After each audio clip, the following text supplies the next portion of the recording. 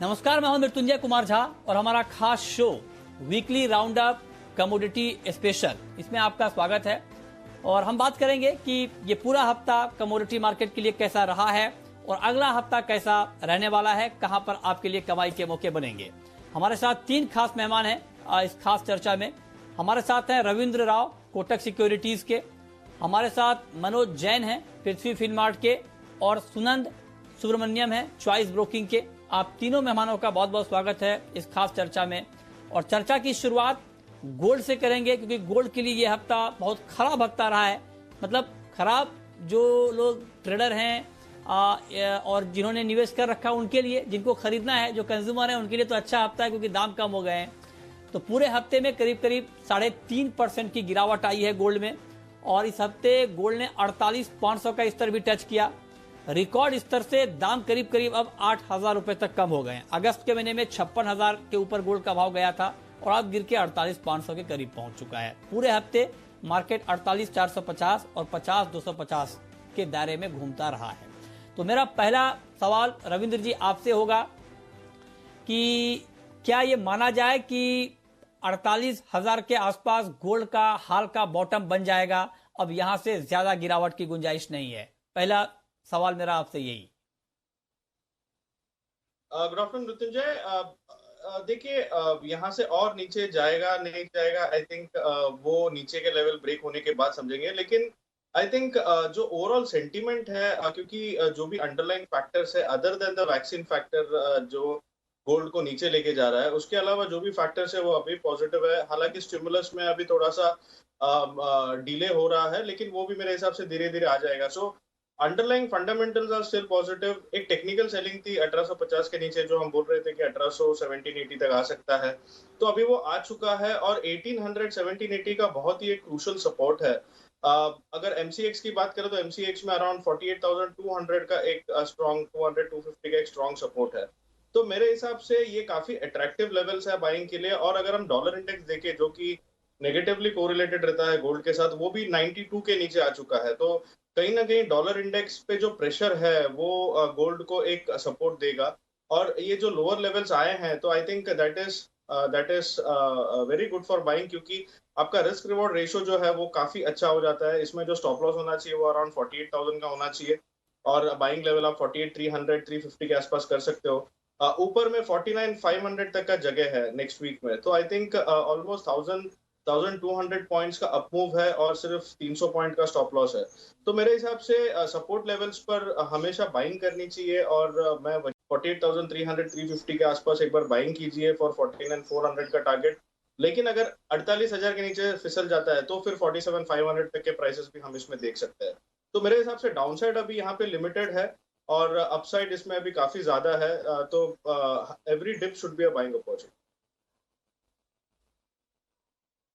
अच्छा, तो आप कह रहे हैं कि एवरी डिप पे बाइंग करनी चाहिए सर। लेकिन एक चीज बताएं रविंद्र जी, कि एवरी डिप पे बाइंग तो करनी चाहिए। आपने कहा कि आगे तेजी की संभावना भरपूर है। मैं ठीक है, आगे तो है, बिल्कुल है। लेकिन मैं अगर सिर्फ अगले हफ्ते की बात करूं, नेक्स्ट वीक की बात करूं, नेक्स्ट वीक में क्या लग रहा है आपको गोल्ड का प्राइस? मतलब अगर मान लीजिए कोई ट्रेड लेना चाहे, पोजिशनल ट्रेड, तो अगले हफ्ते क्या प्राइस एक्सपेक्ट किया जाए? मेरे हिसाब से मृत्यु, जैसे मैंने बताया 49,400 49,500 का इनिशियल अपसाइड मुझे लग रहा है। तो यहाँ से अभी अराउंड 48,600 के आसपास चल रहा है। तो अगर यहाँ से 100-200 रुपए का अगर फॉल आता है तो एक अच्छी बाइंग अपॉर्चुनिटी होगी। इसीलिए मैंने बताया कि ऊपर में 1,200 का प्रॉफिट ऑब्जेक्टिव है और निचले लेवल्स पर 300 रुपीज का स्टॉप लॉस है। तो रिस्क रिवॉर्ड काफी अच्छा है और ये व्यू जो है वो अगले हफ्ते के लिए ही है। तो मेरे हिसाब से नेक्स्ट वीक में हम 49,400 से 49,500 का लेवल बिल्कुल देख सकते हैं, अगर 48,000 होल्ड करता है। अच्छा, ठीक है। तो ये राय है आपकी गोल्ड के ऊपर। आपका क्या मानना है मनोज जी? नेक्स्ट वीक क्या गोल्ड की चमक कुछ बढ़ती हुई दिखेगी? और ये सवाल मैं आपसे इसलिए पूछ रहा हूं कि लॉन्ग वीकेंड है, और अगर अगले हफ्ते मान लीजिए तेजी की गुंजाइश रहेगी तो जो ट्रेडर हैं, पोजिशनल ट्रेडर, वो खरीदेंगे। जो इन्वेस्टर हैं लंबे समय के लिए, वो भी इन्वेस्ट करेंगे। और कंज्यूमर जो है वो इस वीकेंड पर गोल्ड खरीद लेंगे अगर आगे दाम बढ़ने वाले होंगे, और नहीं बढ़ने वाले होंगे तो वेट करेंगे नेक्स्ट वीक तक का। तो क्या सुझाव होगा आपका? नमस्कार मृत्युंजय। बिल्कुल मैं भी कहीं ना कहीं रविंद्र से सहमत हूं, क्योंकि जो रिस्क रिवॉर्ड रेशियो है वो कहीं ना कहीं थोड़ा सा बाइंग की साइड में फेवरेबल होता हुआ दिख रहा है, क्योंकि एक अच्छा करेक्शन जो है हमने ऊपरी लेवल से देखा है। और जैसा कि रविंद्र भी बता रहे थे कि मेन चीज जो है डॉलर इंडेक्स में हमने एक शार्प करेक्शन देखा है, और अब वहाँ 92 के नीचे भी जो है डॉलर इंडेक्स फिसलता हुआ दिखा है। आगे और भी जो है दबाव डॉलर इंडेक्स में देखने को मिल सकता है, तो मेरा मानना है कि कहीं ना कहीं लोअर लेवल्स जो सपोर्ट गोल्ड को देखने का मिलेंगे। दूसरा जो यूएस फेडरल रिजर्व के मीटिंग के मिनट्स जारी हुए हैं नवंबर मीटिंग के, वहां भी अब ये संभावना व्यक्त की जा रही है कि जो बॉन्ड बाइंग प्रोग्राम है यूएस फेडरल रिजर्व का, वो भी जल्द जारी होगा। तो क्वांटिटेटिव ईजिंग यूएस और ईयू दोनों की तरफ से 2021 में भी जारी रहेगी, तो वो भी सोने के लिए फेवरेबल है। तो मेरा मानना है कि यहाँ 48,400 के जो लेवल्स है वो काफी अच्छे होंगे बाइंग के लिहाज से। तो 100 से 200 रुपए का अगर करेक्शन वर्तमान लेवल से मिलता है तो खरीदारी करें। 48,100 का एक स्टॉप लॉस लगाना चाहिए। 49,000 तक के लेवल्स जो है मेरा मानना है कि एक बार फिर देखने को मिल सकते हैं। तो जो रिस्क रिवॉर्ड रेशियो है वो बाइंग की साइड में फेवरेबल दिखता है वर्तमान लेवल्स। तो आप दोनों एक्सपर्ट कह रहे हैं कि गोल्ड में अभी बाइंग करनी चाहिए अगले हफ्ते के लिए भी और आगे के लिए भी। सुनंद, आप भी एग्री करते हैं क्या? आपको भी लगता है कि 48,500 के आसपास के भाव में बाइंग करने में कोई डर नहीं है? क्योंकि रविंद्र जी ने भी ये बात कही कि डाउन साइड रिस्क बहुत लिमिटेड है। आपका सुझाव क्या होगा? मेरे हिसाब से डाउनसाइड रिस्क थोड़ा सा काफी लिमिटेड है, लेकिन थोड़ा सा मैं अभी भी एक्सपेक्टेशन रखता हूँ कि थोड़ा सा और गिरावट देखने को मिलता है। उन्होंने अभी 48,000 का लेवल पे स्टॉप सपोर्ट लेवल दिखा था, मेरा भी 47,900 पे एक अच्छा सपोर्ट दिख रहा है। तो मेरा मानना है कि थोड़ा सा और करेक्शन हमें देखने को मिलेगा नेक्स्ट वीक, बिकॉज एक लॉन्ग वीकेंड के दौरान भी एक वैक्सीन के और अपडेट आ सकते हैं जो थोड़ा सा प्रेशर डाल सकता है कॉमिक गोल्ड प्राइसेस पे और एमसीज गोल्ड प्राइसेस पे। तो हमें मंडे इवनिंग को अगर थोड़ा सा जो पॉजिटिव न्यूज हमें वीकेंड में थ्रू देखने को मिला था, तो मंडे इवनिंग के कारोबार पे थोड़ा सा गोल्ड पे और प्रेशर देखने को मिलेगा। तो इससे मेरा राय है कि 47,900 के लेवल तक जब तक पहुंचेगा तब वहां पे ही मुझे बाइंग का लेवल दिखाई दे रहा है, और आने वाले दिनों में थोड़ा सा और करेक्शन एक्सपेक्ट करूंगा। फिर मैं एक तेजी का एक्सपेक्टेशन रख रहा हूँ, फिर से वो 49,000 लेवल पे जाने की उम्मीद रख रहा हूँ। ठीक है, तो ये राय आपकी हो गई गोल्ड पर। तो आपकी राय थोड़ी सी अलग है, मतलब आपको भी लगता है कि तेजी है, लेकिन आपको लगता है कि चूंकि वैक्सीन को लेकर कुछ और खबर आ जाएगी तो थोड़ा सा नेगेटिव इंपैक्ट दिखेगा। तो ये भी ध्यान में बिल्कुल रहना चाहिए, क्योंकि वैक्सीन की खबर ने ही गोल्ड मार्केट को गिराया है। तो इस राय को भी आप खारिज नहीं कर सकते। तो ये बात हो गई गोल्ड की। लेकिन एक सवाल रविंद्र जी मेरा आपसे और होगा। गोल्ड की बात हम जब भी करते हैं और 50,000, मतलब मैं आपसे ये जानना चाहता हूं कि आमतौर पर होता क्या है गोल्ड में, कि गोल्ड जब एक बार किसी बेंचमार्क लेवल को क्रॉस करता है तो दोबारा उस लेवल के नीचे बहुत कम देखा गया है कि आता हो। जैसे मान लीजिए जब गोल्ड 20,000 पे था और 30,000 पे आया तो फिर दोबारा 30 का लेवल नहीं दिखा, दोबारा फिर 40 पे आया तो 40 का लेवल, थोड़ा बहुत ऊपर नीचे ट्रेड के दौरान हो जाए अलग बात है, लेकिन लंबे समय तक नहीं टिका रहा। मतलब मेरा कहने का यह है कि 10, 20, 30, 40, 50 ये ऐसे बेंचमार्क लेवल हैं गोल्ड के, जो क्रॉस करने के बाद गोल्ड ने दोबारा उस लेवल की तरफ मुड़ के देखा नहीं है। तो क्या अभी भी इस संभावना को हम मान सकते हैं कि 50,000 के नीचे बहुत लंबे समय तक गोल्ड नहीं रहेगा और उसके ऊपर ही गोल्ड में ऊपर नीचे होता रहेगा, 50 के नीचे नहीं रहेगा लंबे समय तक? क्या सुझाव है आपका? बिल्कुल मृत्युंजय, मुझे नहीं लगता है कि ज्यादा टाइम तक 50 के नीचे रहेगा, लेकिन ऑन द रिवर्स साइड 50 का भी एक साइकोलॉजिकल रेजिस्टेंस भी हुआ है मेरे हिसाब से। अगर 50,000 के ऊपर इस बार अगर ये निकल जाता है तो मेरे ख्याल से ये जो लेवल है टुवर्ड्स 47,500 48,000 ये एक बॉटम माना जाएगा। और फिर मेरे हिसाब से 50,000 को जो लेवल है वो एक साइकोलॉजिकल बेंचमार्क हो जाएगा। बट जो जो जो अंडरलाइन फंडामेंटल्स है और जो अनसर्टेनिटी है, और पहले जैसे गोल्ड को एक एक नॉर्मल फिजिकल एसेट जैसे देखा जाता था, लेकिन अभी अगर आप देखें तो डिजिटली काफी इन्वेस्ट हो रहा है, तो people are using gold as a diversifier. तो पोर्टफोलियो में कहीं ना कहीं सब लोग गोल्ड को इन्वेस्टमेंट अभी लोगों ने एक्सेप्ट कर लिया कि गोल्ड रहना ही चाहिए, क्योंकि आगे जाके अनसर्टेनिटी और भी बढ़ सकती है। तो कहीं ना कहीं गोल्ड आपको एक सेफ्टी जोन देता है। तो मेरे हिसाब से उस वजह से गोल्ड में इन्वेस्टमेंट जो है वो कंटिन्यू रहेगा, और आगे जाके थीम भी जो है वो इन्वेस्टमेंट डिमांड का होगा रादर देन फिजिकल डिमांड, जो कि अभी लास्ट 1-2 साल से वही चल रहा है। तो मेरे हिसाब से गोल्ड में जो अपसाइड है वो कंटिन्यू रहेगा, और 50,000 का जो आप बेंचमार्क बोल रहे हो वो भी मुझे नहीं लगता है कि ज्यादा टाइम तक उसके नीचे रहेगा प्राइसेस। उसके ऊपर ही जाएगा। और जैसे सारे लोग और हम लोग भी एक्सपेक्ट कर रहे हैं कि नेक्स्ट 5-6 मंथ्स में वी माइट अगेन सी 55-56,000। वो एक बहुत ही बड़ी पॉसिबिलिटी है, और हो सकता है कि फर्स्ट क्वार्टर में ऑफ 2021 जब नॉर्मली पोर्टफोलियो रिबैलेंसिंग होता है, हो सकता है वो टाइम पे हम गोल्ड में एक अच्छा अपमूव हाँ देखें जो 52-53,000 तक भी जाए।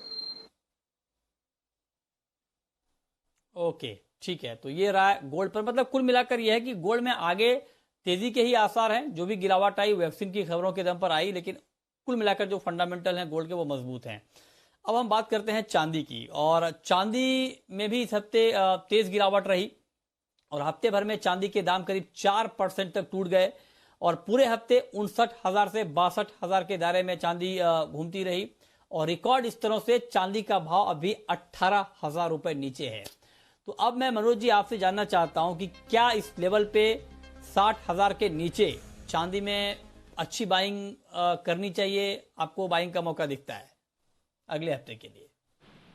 बिल्कुल मृत्युंजय, जैसा कि हमने देखा है कि जो बाकी जो बेस मेटल्स है, इंडस्ट्रियल मेटल्स है, वहां पे जो है बढ़त देखने को मिली है, और कॉपर की कीमतें फिर एक बार रिकॉर्ड स्तर पर जो है एलएमई पर ट्रेड करती हुई दिख रही है। तो कहीं ना कहीं जो इंडस्ट्रियल मेटल्स है उनका सपोर्ट जो है अब सिल्वर को मिलता हुआ दिख रहा है। और हमने देखा है कि गोल्ड के कंपैरिजन में सिल्वर में जो गिरावट है वो कम देखने को मिली है। तो कहीं ना कहीं यहाँ लोअर लेवल्स जो है सपोर्ट्स देखने को मिल सकते हैं। जो मार्च वायदा है वो अभी 61,000 के आसपास ट्रेड हो रहा है। तो मेरा मानना है कि यहाँ 60,600 60,500 तक के लेवल्स अगर मिलते हैं तो वो खरीदारी के लिहाज से बेहतर होंगे। 59,500 का एक क्लोजिंग स्टॉप लॉस रखना चाहिए। मेरा मानना है कि कीमतें फिर से एक बार 62,500 तक के लेवल्स दिखा सकती है। तो यहाँ पे जो है 60,500 से फिर एक बार लगभग 2,000 का अपसाइड जो है नेक्स्ट वीक में देखने को मिल सकता है। तो लोअर लेवल्स पर जो है बाइंग की जा सकती है। अच्छा, तो आप कह रहे हैं कि लोअर लेवल पर बाइंग चांदी में करनी चाहिए। सुनंद जी, आपका क्या व्यू है? आपको भी लगता है कि चांदी में अब गिरावट का दौर खत्म होने वाला है, और अब इस गिरावट को एक बाइंग के मौके के तौर पर देखा जाए? आपका सुझाव क्या है? देखिए, चांदी की बात करें तो चांदी में मुझे तेजी का माहौल दिखाई दे रहा है, काफी अच्छा स्ट्रॉन्ग सपोर्ट लेवल्स पे खड़ा है। और मेरा मानना है कि जैसे डॉलर इंडेक्स में काफी कमजोरी देखने को मिला, तो ये काफी अच्छा मोमेंटम देखने को मिलेगा। बेस मेटल्स के साथ साथ यहाँ पर भी एक मिलेगा। दूसरी बात यह है कि इस वीक जो भी इकोनॉमिक डेटा यूरोपियन मार्केट से आया तो वो थोड़ा रिलेटिवली पॉजिटिव था, जो एक अच्छा इंडिकेशन है कि थोड़ा सा एक माइल्ड फेवरिंग हो रहा है कि इकोनॉमिक सिनेरियो में थोड़ा सा इंप्रूवमेंट देखने को मिलेगा, तो जिस वजह से मार्केट में अच्छा मोमेंटम देखने को मिल सकता है। तो मेरा भी राय यह है कि नेक्स्ट वीक तक 62,000 का कंफर्म मोमेंटम देखने को मिल सकता है, और आने वाले दिनों में 63,000 में भी देखने को मिल सकता है। ठीक है, तो ये बात हो गई कि आप कह रहे हैं कि चांदी में आपको तेजी दिखती है। रविंद्र जी, चांदी की चाल आमतौर पर गोल्ड के मुकाबले थोड़ी अलग होती है। मतलब अगर आप कहें कि गोल्ड बहुत ज्यादा भरोसेमंद है, तो चांदी पर थोड़ा भरोसा करना कई बार गड़बड़ भी हो जाता है। मतलब वोलेटाइल ज्यादा है चांदी कंपेयर टू गोल्ड। तो चांदी पर अब आपका नजरिया क्या है? जी हाँ मृत्युंजय, काफी हाई बीटा कमोडिटी है चांदी, लेकिन चांदी का मूव कभी कभी कंफ्यूज रहता है, क्योंकि नॉर्मली हम कहते हैं कि कभी बेस मेटल के साथ चलता है, कभी गोल्ड के साथ चलता है। और अगर बेस मेटल्स का मूव देखे तो बेस मेटल्स में तो एक शानदार तेजी हमने देखी है ऑलमोस्ट सारे बेस मेटल्स में, लेकिन चांदी में कोई मूव नहीं आया, क्योंकि चांदी अभी गोल्ड के साथ चल रहा है। तो जब भी गोल्ड ऊपर जाता है तो लोग कहते हैं कि चांदी अभी बेस मेटल के साथ चल रहा है। So I think it is actually in a confused mode. लेकिन मेरे हिसाब से चांदी नॉर्मली एक प्रेशियस मेटल जैसे ही बिहेव करता है। और अगर हम देखें तो गोल्ड में जो सपोर्ट आ रहा है मेरे हिसाब से उसी तरह सिल्वर में भी एक सपोर्ट आएगा नीचे के लेवल पे, क्योंकि हम देख रहे हैं कि नीचे में काफी एग्जॉशन हो रहा है। सो मुझे लगता है इमीडिएट जो सपोर्ट है इसका 60,500 का है, वहां पे एक बार बाइंग इनिशिएट किया जा सकता है। 59,500 का एक काफी स्ट्रॉन्ग सपोर्ट है, अगर उसके नीचे फिसल जाता है तो फिर ये 58,000 तक भी आ सकता है। तो आई थिंक इमीडिएट जो स्टॉप लॉस होना चाहिए वो 59,500 का होना चाहिए। नेक्स्ट वीक में मेरा मानना भी ये है कि 62,000 तक एक बार हम प्राइसेस आते हुए देख सकते हैं, बट एक टाइट रेंज रहेगा। 64,500 जब तक नहीं निकालता, आई थिंक एक पोजिशनल व्यू के हिसाब से I think we should wait. और ऑन द डाउन साइड 58,000 58,500 का काफी स्ट्रॉन्ग सपोर्ट रहेगा। करते हैं क्रूड की, और क्रूड में अच्छा एक्शन हमने देखा। हफ्ते भर में करीब 7% की तेजी आई क्रूड में, और नवंबर के महीने में, इस पूरे महीने में 25% तक कच्चे तेल के दाम बढ़ गए हैं। और ये दाम इसलिए बढ़े हैं क्योंकि मार्केट में जिस तरह से वैक्सीन को लेकर एक के बाद एक खबरें आई, उन खबरों ने क्रूड मार्केट के सेंटीमेंट को मजबूत किया। अब सेंटीमेंट मजबूत कैसे हुआ? वो ऐसे हुआ कि अब आप सोचिए कि कैसे मार्केट रिएक्ट करता है। वैक्सीन आने का मतलब ये हुआ कि हम कोरोना से जंग में कोरोना को मात दे रहे हैं, और जब हम कोरोना को हराएंगे तो दुनिया भर की इकोनॉमी में एक जान आएगी, रफ्तार पकड़ेगी इकोनॉमी, और इकोनॉमी जब रफ्तार पकड़ेगी तो क्रूड की डिमांड भी बढ़ेगी। क्रूड की डिमांड के बगैर इकोनॉमी की रफ्तार में बहुत दिक्कत होगी या होती नहीं है आमतौर पर। तो इन्हीं खबरों को मार्केट ने डिस्काउंट किया, और जैसे ही वैक्सीन की खबर आई, पहले फाइजर की, मॉडर्ना की, फिर एस्ट्राजेनेका की, इन तमाम खबरों ने क्रूड मार्केट के सेंटीमेंट को मजबूत किया और नवंबर के महीने में 25% तक दाम बढ़ा दिए। लेकिन मेरा सवाल मनोज जी आपसे ये होगा कि क्या ये तेजी आगे टिकती हुई दिख रही है क्या? क्योंकि ठीक है, सेंटीमेंट थोड़ा मजबूत हुआ, लेकिन अभी भी जो डिमांड को लेकर जो ओवरऑल कंसर्न है, क्योंकि कोरोना के आंकड़े अभी भी बढ़ ही रहे हैं, ग्लोबली कम नहीं हुए हैं, तो ऐसे में क्या ये तेजी टिकाऊ है या आपको लगता है कि अब मार्केट में एक बार फिर से करेक्शन आएगा? मेरा मानना है कि कीमतें जो है वो टिकना चाहिए, क्योंकि अभी ये महीने की रिपोर्ट आई है उसके हिसाब से जो जो एशियन कंट्रीज है वहाँ पे डिमांड में काफ़ी इजाफा देखने को मिला है। और पहले चाइना की डिमांड काफ़ी स्ट्रांग थी, लेकिन ये मंथ में जो इंडियन जो डिमांड है वहाँ पे भी काफ़ी बढ़त जो है देखने को मिली है। हालांकि नवंबर मंथ में फिर से एक बार कोविड के जो पेशेंट्स है वो दुनिया भर में बढ़े हैं, लेकिन जिस तरह से वैक्सीन को लेकर के जो उम्मीद जाहिर की जा रही है और दिसंबर में शायद वो लगना भी स्टार्ट हो जाएंगे, तो कहीं ना कहीं डिमांड जो है वो सस्टेनेबल जो है देखने को मिल सकती है। और यहाँ पे टेक्निकली भी बात करें तो हमने देखा है कि $42 पर बैरल के ऊपर WTI की कीमतें सस्टेन नहीं हो रही थी, लेकिन ये वीक में हमने $45 पर बैरल के ऊपर भी कीमतों को निकलते हुए देखा है। तो मेरा मानना है कि कीमतें यहाँ सस्टेन होना चाहिए। और WTI की अगर बात करें तो $48 पर बैरल तक के लेवल्स वहां देखने को मिल सकते हैं, और ब्रेंड भी फिर एक बार $50 तक के लेवल्स दिखा सकता है। तो अभी यहाँ मजबूती जो है वो जारी रह सकती है। थोड़ा सा बाय ऑन डिप का रणनीति रखना चाहिए, क्योंकि ये सप्ताह में जो बेकर्स ह्यूज के जो रिग काउंट्स के नंबर आए थे वहां थोड़ी बढ़त देखने को मिली थी, तो उसकी वजह से थोड़ा करेक्शन देखने को मिल रहा है। लॉन्ग वीकेंड भी है, तो मेरा मानना है कि थोड़ा सा डिप मिलता है 3280 के आसपास अगर MCX लेवल्स आते हैं तो खरीदारी करना चाहिए। 3450 तक के लेवल मेरा मानना है कि नेक्स्ट वीक में देखने को मिल सकते हैं। 3200 का एक स्टॉप लॉस रखना चाहिए। अच्छा, रविंद्र जी आपका क्या व्यू होगा? क्योंकि बहुत सारे लोगों का ये मानना है कि 50 के आसपास अगर ब्रेंट का भाव रहता है तो ये टिकने वाला नहीं है, क्योंकि ओवरऑल डिमांड को पूरी तरह से पटरी पर लौटने में बहुत लंबा वक्त लगेगा। तो आपका कमेंट क्या होगा क्रूड को लेकर? बिल्कुल मृत्युंजय, आई थिंक ये जो वैक्सीन स्टोरी है और जो एक्सपेक्टेशन है कि ओपेक उसकी जो मीटिंग है नवंबर 30 दिसंबर 1 को की जो 7.7 मिलियन बैरल्स का जो कट है उसको 3 से 6 महीने तक एक्सटेंड करेगा, जो कि 5.8 मिलियन बैरल्स होने वाला था as per the current deal. तो ये दो चीजें हैं जिसके वजह से हम क्रूड में एक अपसाइड देखा था। लेकिन इसके अलावा जो नेगेटिव फैक्टर्स है, जैसे कि लिबियन आउटपुट अभी बढ़ रहा है और ऑलमोस्ट पहले के लेवल्स पर आ गया है, प्लस जैसे मनोज जी ने बताया कि रिग काउंट्स में अपमूव आ रहा है और वायरस केसेस अभी भी बढ़ रहे हैं, उसे मार्केट थोड़ा सा इग्नोर कर रहा है। तो मेरे हिसाब से ऊपर के लेवल पर टिकना थोड़ा सा मुश्किल है। मुझे लगता है कि करेक्टिव डिप आ सकता है क्रूड में। अगर MCX की बात करें तो 3400-420 का एक काफी स्टिफ लेवल है। अगर टेक्निकली देखें तो डेली चार्ट पे एक बेरिश एंगल्फिंग बना है, जो कि बहुत ही अच्छा रिवर्सल पैटर्न है। मुझे लगता है एक बार 3200 3150 तक के लेवल हम क्रूड में देख सकते हैं।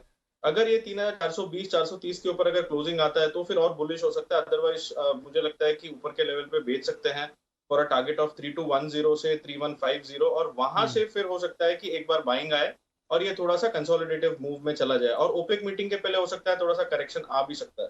सो मेरे हिसाब से मेरा थोड़ा कॉन्ट्रा व्यू है मनोज जी से। मुझे लगता है ऊपर के लेवल पे हम सेल कर सकते।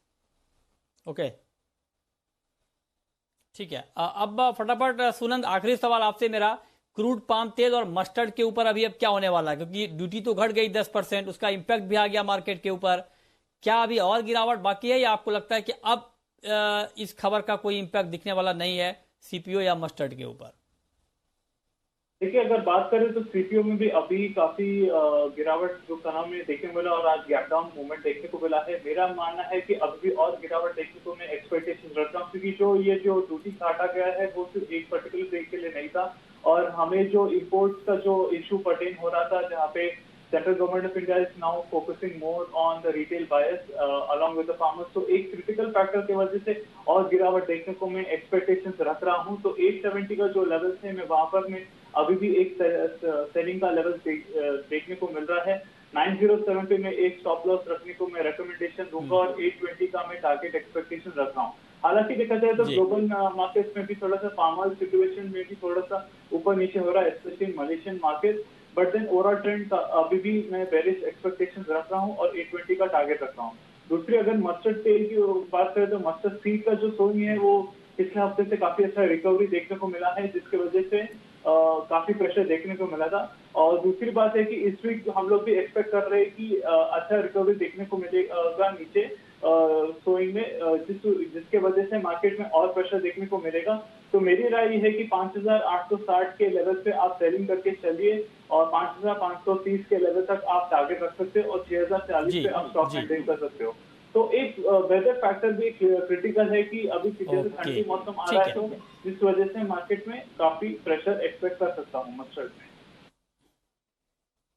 ठीक है जी, चलिए बहुत शुक्रिया सुनंद जी आपका, रविंद्र जी आपका और मनोज जी आपका हमारे साथ इस खास चर्चा में जुड़ने के लिए और बताने के लिए कि ये हफ्ता कैसा रहा और अगला हफ्ता कमोडिटी मार्केट के लिए कैसा रह सकता है, कहां पर कमाई के मौके बन सकते हैं। तो फिलहाल इस खास शो में इतना ही।